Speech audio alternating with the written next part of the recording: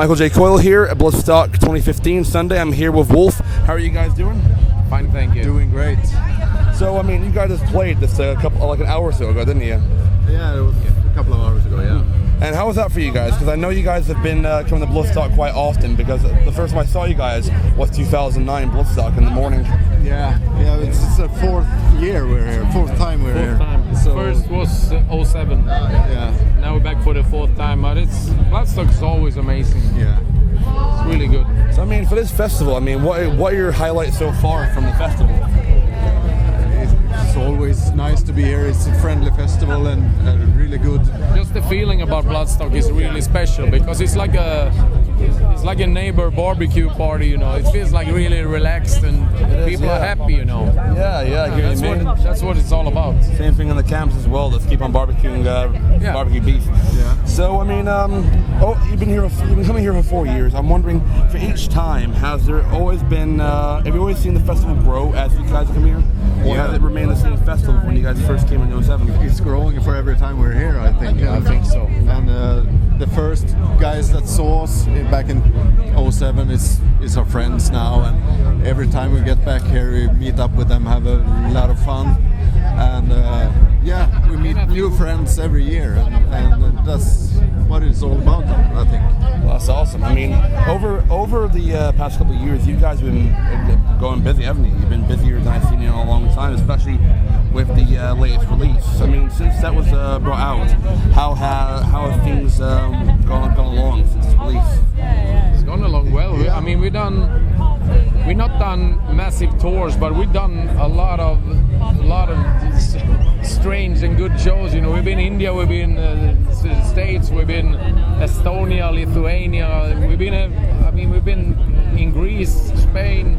We've done a lot of good shows, and in every show people show up, you know, and really into the band. So we're not sorry that we didn't tour too much, because we really took the good stuff out of it. So I mean, right now, after Bloodstock, what does the band have planned for the rest of the year? We go straight home after this. This is the last big festival for this year. So we go straight home tomorrow. And we already started with riffs and lyrics and stuff for the upcoming album. So we start puzzling that together. So hopefully we'll get there. We haven't decided in what time or when it's going to be ready, but we're going to start working on that one. And we have no rush. We can take our time, you know. And meanwhile, we're going to do some Tobertown. We're going to try to put on a tour also. So we've got to do that and the new album. So, will there be hope for any more UK dates probably in the next year or two? Yeah, there will be. If it all goes well, it's going to be very soon. Yeah, very soon. Yeah. That'd be incredible. So, I mean, over the years of the band, how do you feel you guys have actually progressed along with your sound and your style? I think one of the really great things with Wolf is that from the beginning we already knew what comes out. You know, we don't try to do songs in a certain way. We're just jamming together, and if we are like a couple of beers just jamming, or we sit home by the computer and do ideas, it always comes out like a Wolf song, and that's good. I mean, Nick's voice is Nick's voice. It won't sound anything else than him.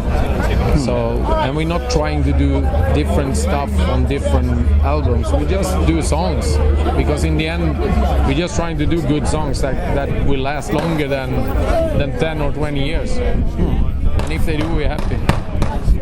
So when you guys first started off, what were your main influences in playing in a metal band?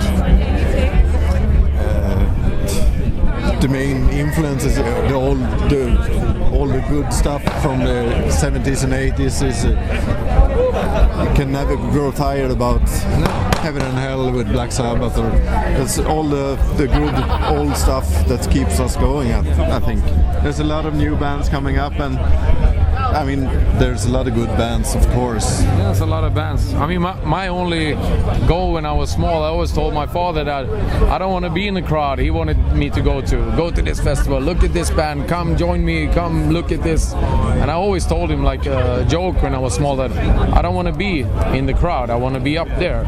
And he said, then you have to work for it. So when I was like 14, 15, I already had my sight set, you know. I don't want to be down there, even if it's fun. I want to be up there, you know. And that's my goal now also. But it's not for fame and fortune. It's for being able to provide people with music, you know. I want to write music.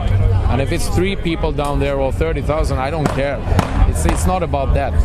It's not a hype. It's about be able to be on the planet once and just be able to write music. And if people like it, it's just lucky.